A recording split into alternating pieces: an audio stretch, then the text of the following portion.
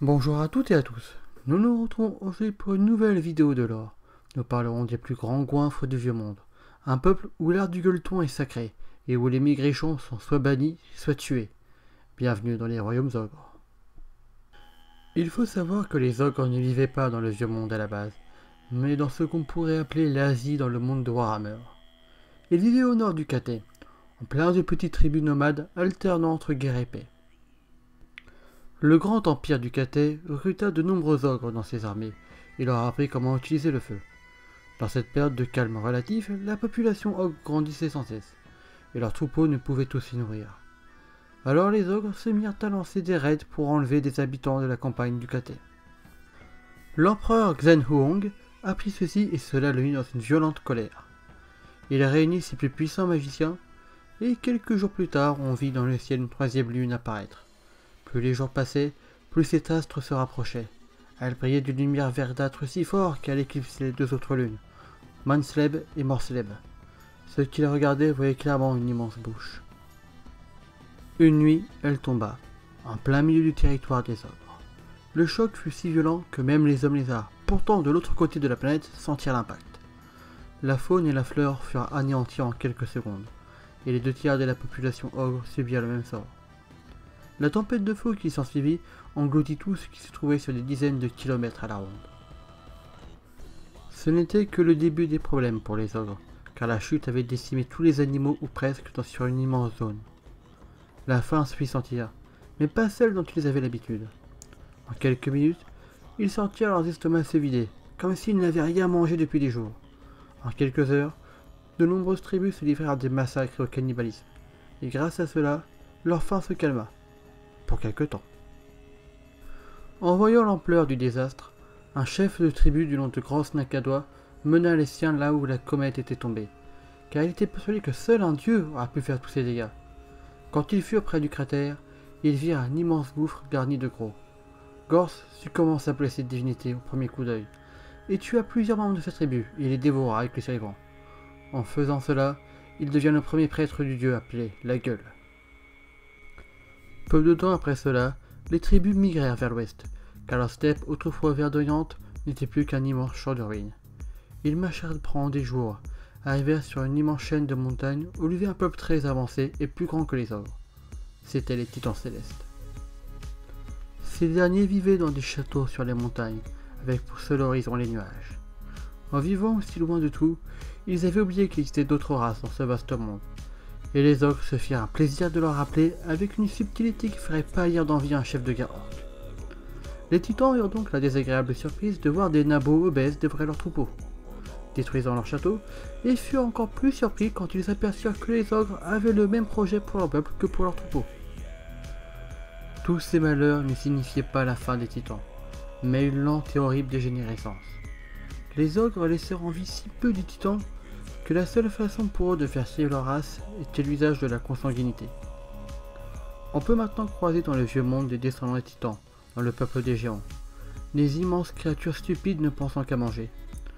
Beaucoup de peuples les asservissent pour avoir une force de frappe dans leurs armées, mais les ogres sont ceux qui font ça avec le plus de plaisir, car chacun d'entre eux sait que leurs ancêtres ont transformé les titans en géants, et sont la preuve que les ogres sont les plus forts. Après avoir dépeuplé ces montagnes, les ogres continuèrent leur migration, car celles-ci étaient encore trop proches de leur steppe natale. Ils franchirent les plaines désolées et arrivèrent aux montagnes des larmes. Les pics et les vallées étaient des terrains de chasse foisonnants, abritant une faune abondante. Les tribus ogres établirent leur camp et leurs repères. Ils durent alors livrer maintes batailles pour repousser les créatures monstrueuses, ainsi que des campagnes à grande échelle contre les tribus des peaux vertes, des clans Skaven, et même quelques nains du chaos qu'il fallait briser, et bien décrasser avant de les manger. Jusqu'à ce qu'ils se rendent maîtres de ces terres, et que la région fut connue sous le nom des royaumes ogres.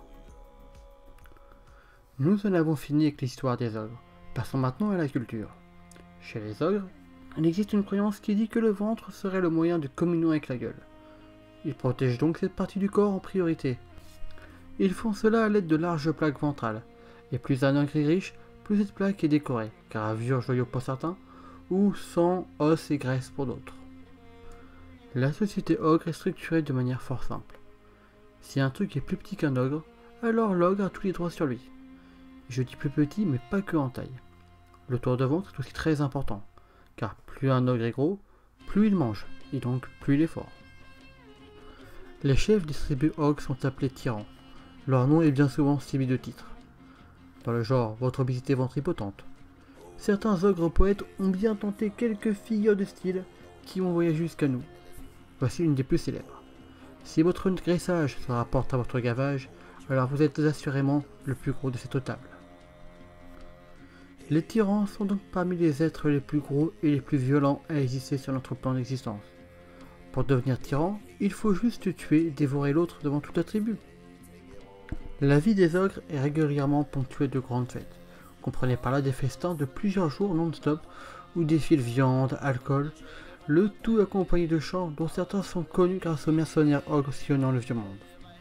Les titres « Vive les gros jambons »,« Viens boire un grand coup à la maison », suivis d'ogres farceurs et elfes farcis, sont des classiques chantés à chaque occasion. Comme vous devez vous en douter, ces fêtes sont aussi des cérémonies religieuses dédiées à la gueule. Les tables sont généralement installées en cercle, avec au milieu un grand trou où sont jetés les morceaux de viande, os, bouteilles vides, esclaves ou ogres faiblards, en offrant de la divinité. Il faut savoir que si un ogre arrête de manger durant trop longtemps, alors les prêtres considèrent cela comme une insulte à leur dieu, le tuent et l'ajoutent au plat. Pour en revenir aux prêtres, qu'on appelle aussi bouchers. Ce sont les seuls ogres à pouvoir utiliser la magie ogre, répondant au délicieux nom de gastromancie.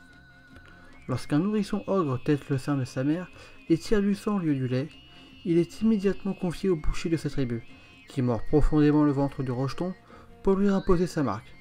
Le protégé du boucher est alors gavé jusqu'à ce qu'il devienne gros et fort. Une fois l'ogre formé, il peut commencer donc à jeter des sorts permettant de détruire les eaux à distance, renforcer les gens et les soigner, et les plus puissants peuvent invoquer une petite version de leur dieu dans leur ciel. Il existe une autre divinité que les ogres vénèrent. Il s'agit de la bouche de feu, un volcan qui serait né de l'union de la gueule et d'un soleil. Ces prêtres maîtrisent donc le domaine du feu.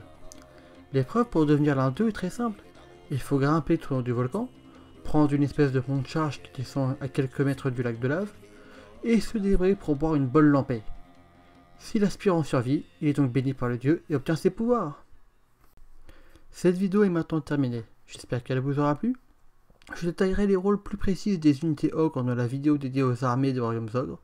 N'hésitez pas à laisser un pouce vers le haut, un commentaire ou à vous abonner. Buvez de la bière, affûtez votre hache, pensez votre barbe, écoutez du métal. C'était Dawi.